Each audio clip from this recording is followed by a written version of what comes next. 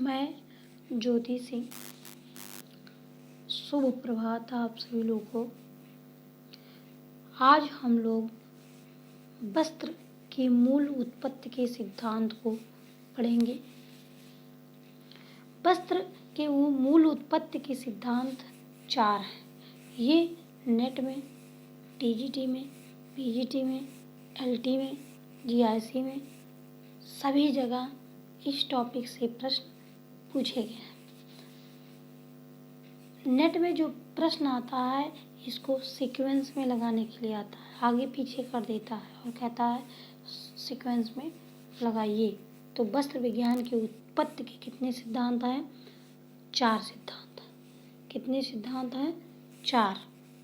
पहला है हमारा लज्जाशील, दूसरा है हमारा अलज्जाशीलता का सिद्धांत, तीसरा है हमारा सुरक्षा का सिद्धांत, चौथा है हमारा सजावट का सिद्धांत। जो लज्जा का सिद्धांत है उसे मोडेस्टी थ्योरी कहते हैं। अलज्जा के शीलता के सिद्धांत को इनमोडेस्टी थ्योरी कहते हैं और सुरक्षा के सिद्धांत को प्रोटेक्टिव थ्योरी कहते हैं और सजावट के सिद्धांत को डेकोरेटिव थ्योरी कहते हैं। तो जो हमारा पहला है लज्जाशीलता का सिद्धांत, मोडेस्टी थ्योरी, ये इसमें जो है व्यक्ति को शालीनता आया, शर्म आने लगा और इन्होंने क्या किया, इस अवस्था में व्यक्ति पहले मनुष्य पेड़ों की छाल को पहनता था, उनके जानवरों के खाल को पहनता था और जब मोडेस्टी थ्योरी यानी लज्जाशीलता का सिद्धांत आया तो व्यक्ति ने क्या किया, शालीनता उसमें के अंदर आई और शर्म आने लगा। इससे उन्होंने क्या किया, वस्त्र को धारण करना शुरू कर दिया।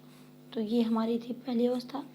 दूसरी अवस्था हमारी अलज्जाशीलता का सिद्धांत, जिसमें जो है व्यक्ति ने सिर्फ और सिर्फ उन शरीर को ढकना शुरू किया जो दिखाई ना दिया जा सके। यानी हमारे शरीर में कुछ ऐसे पार्ट हैं जिसको हम दिखा सकते हैं और जिसको हम नहीं दिखा सकते हैं। तो व्यक्ति ने अलज्जा का सिद्धांत जब आया तो उसमें व्यक्ति ने क्या किया, जितने दिखाई देने लायक थे उनको उन्होंने क्या किया, खुला छोड़ दिया और जो नहीं दिखाई देने लायक थे सिर्फ उन्हीं अंगों को व्यक्तियों ने ढकना शुरू किया।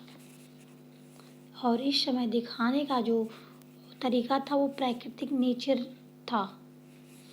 उसके बाद हमारा आया तीसरा सुरक्षा का सिद्धांत, यानी व्यक्ति आपदाओं से बचने के लिए, जानवरों से बचने के लिए, मौसम से सुरक्षा के लिए जो है ऐसे वस्त्रों को धारण किया, जैसे जब ठंडी तो ऊनी वस्त्र, गर्मी तो सूती वस्त्र, इसी तरीके से अलग अलग वस्त्रों को धारण किया अपनी सुरक्षा के लिए। इस अवस्था को, सुरक्षा की अवस्था को सबसे ज़्यादा महत्वपूर्ण अवस्था भी कहा जाता है।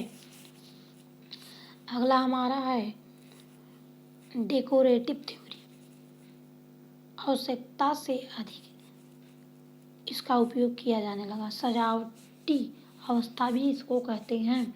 इस अवस्था में व्यक्ति सजावट करना शुरू किया, यानी वस्त्रों पर नए नए प्रकार की डिजाइनें बनने लगी, अलग अलग तरह की डिजाइनें बनने लगी, लेस लगाए जाने लगे, तमाम प्रकार की चमकीले चीज़ें लगाई जाने लगी। जब शादी विवाह होता था तो उसमें अलग प्रकार की सजावटें की जाने लगी, कमरे की सजावटें अलग अलग की जाने लगी।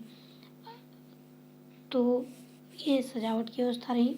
हमारे वस्त्र के मूल सिद्धांत की उत्पत्ति के कितने सिद्धांत थे? तो 4, मोडेस्टी, इनमोडेस्टी, प्रोटेक्टिव और डेकोरेटिव। लज्जाशीलता, अलज्जाशीलता, सुरक्षा, सजावट। एक बार फिर से देखेंगे, लज्जाशीलता, अलज्जाशीलता, सुरक्षा, सजावट, modesty, immodesty, protective, decorative. Modesty immodesty, protective, decorative.